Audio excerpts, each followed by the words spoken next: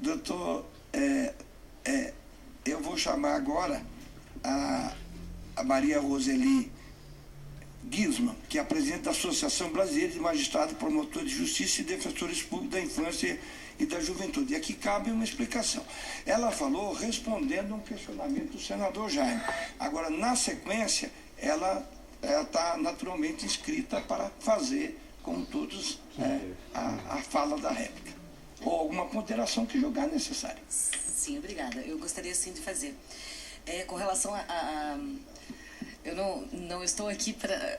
A gente não está aqui discutindo, né, a função jurisdicional, até porque eu penso que a lei, a Constituição, ela já bem estabelece que, em primeiro lugar, a criança, o interesse da criança tem que ser zelado pela sua família, certo? Em segundo, pela sociedade.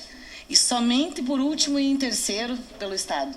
Então, já daí a gente retira que o Estado juíza, que não vai resolver todos os problemas psicológicos que envolvem aquela separação, que envolvem aquele divórcio, enfim, aquela situação específica. Isso aí, muitas vezes, e é claro que quem atua na área sabe que precisa de uma equipe multidisciplinar.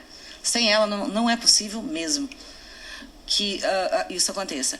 Eu penso assim, a lei, ela será um plus, mais uma ferramenta que o juiz terá para resolver a questão. Mais uma.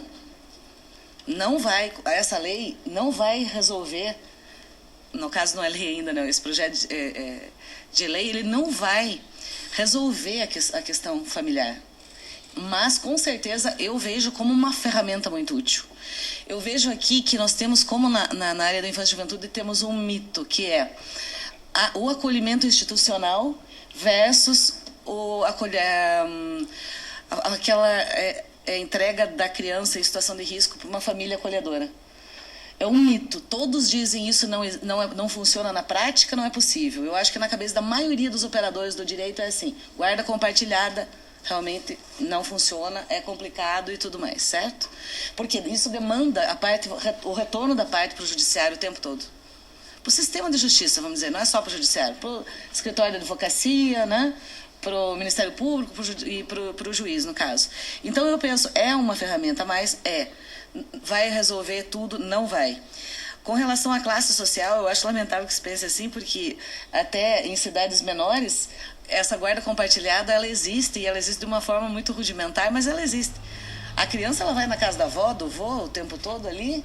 Nós pensamos em cidades grandes, né, etc., quando a gente esquece dos bairros também, que os pais moram próximos e acontece isso. Então, eu penso que a estatística hoje, a gente não tem. Nós não temos uma estatística de quantas famílias operam nesse sistema da guarda compartilhada. Não temos porque realmente existe muito na prática e não existe formalizado judicialmente. Porque quando se dão bem, quando moram próximos, não tem esse problema. E eu gostaria também de colocar o seguinte, que o crime existe, no caso, a situação, né? Duas situações extremas. Dois pais que muito querem a guarda daquele filho. A guarda unilateral. A compartilhada, muitas vezes, não é aquela que o pai quer, ou a mãe. Quando a situação de divórcio ali é uma situação complicada psicologicamente falando. Então, o que acontece? Tem essa situação que eu acho mais fácil de resolver, porque ambos querem aquela criança. E tem a situação pior, que é a do abandono.